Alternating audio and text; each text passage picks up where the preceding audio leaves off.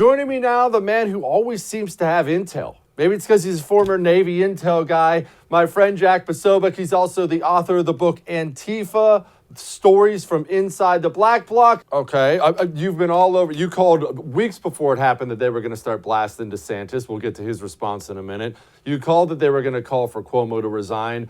I find it to be good news. There's actually somebody who's not a full-blown communist in the White House. Yeah, it's kind of interesting, but essentially what you have is people that are in there that still just love the country, that still actually want to see America be on the right position. And also, they understand that what's going around with this current White House is a lot of West Wing LARPers. They've binge-watched it too many times, neurotic millennials who are obsessed with TikTok. Right? These people don't actually live in reality. And so they think that what matters more to them is their pseudo-reality that they get from these Netflix series and these old TV shows that they've watched about how they think the world should work. And you see that again and again from the different weird pronouncements that they come out with Jen Psaki's strange responses to things every once in a while. They're living a sort of script that's played out for them. And unfortunately, they're also the people that happen to be running the country. Oh, yeah, unfortunately, that's right. Well, they have been going both barrels after Ron DeSantis. And before I get to his response, which I'll play, Jack, why? I mean, I realize Florida's an important state. He's just the governor, though.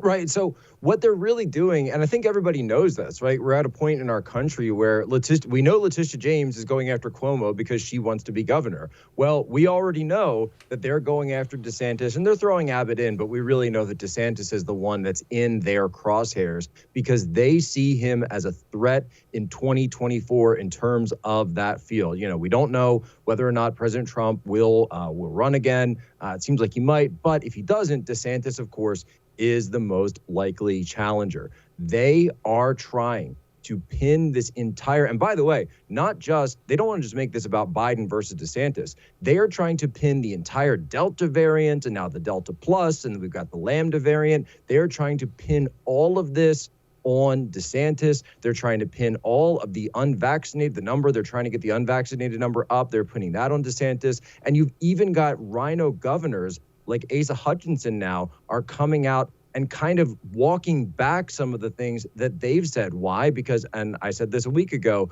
that they are in communication with the White House on this. They've got the blue state governors and the rhino governors are going to be in line with what's coming next. Watch this cut from DeSantis. I have a question about him. Why don't you do your job? Why don't you get this border secure? And until you do that, I don't want to hear a blip about COVID from you. Thank you.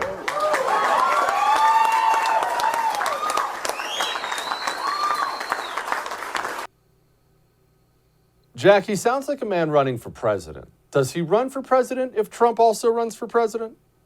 You know, I would be really surprised if they tried to run against each other in the primary. First of all, we know that there's a good relationship between DeSantis world and Trump world. They're obviously both Florida residents at this point, even though I think Trump is right now in Trump Tower in New York.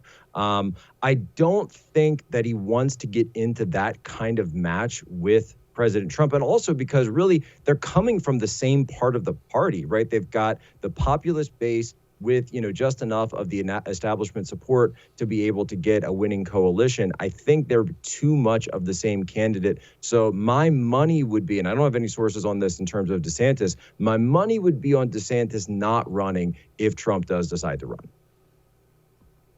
All right, you have, I mean, sadly, you've been right about all this stuff, and you have one that's scaring people. You're saying lockdowns are coming. Lockdowns are coming because of the Delta variant, and lockdowns are coming in August. What are you talking about? Right. So what's currently going on in the White House, at least according to what I'm hearing, is that there are discussions coming back regarding a lockdown, whether it be a 1 week or a 2 week kind of thing. Of course, we know how this is going to look. They want it's going to be CDC guidance comes out first, and then Joe Biden will come out, very similar to what we saw yesterday, and he will give a speech. And they're still kind of deciding whether or not it's going to be a formal address from behind the Resolute desk in the Oval Office, or just a press conference, another one of these ubiquitous press conferences where Joe Biden doesn't take any questions. He reads a statement and then walks off, or he tries to muddle his way through a statement. But what they're looking at is They want to get the case numbers down. They are obsessed with this stuff. They are obsessed with headlines. In pro wrestling, they call it being a mark for yourself, right? They cannot get beyond themselves. And so they've had this incessant need to try to be on top of everything, and they don't care. They don't care about the economic respect to from what lockdowns would have. A lot of the blue state governors are on board.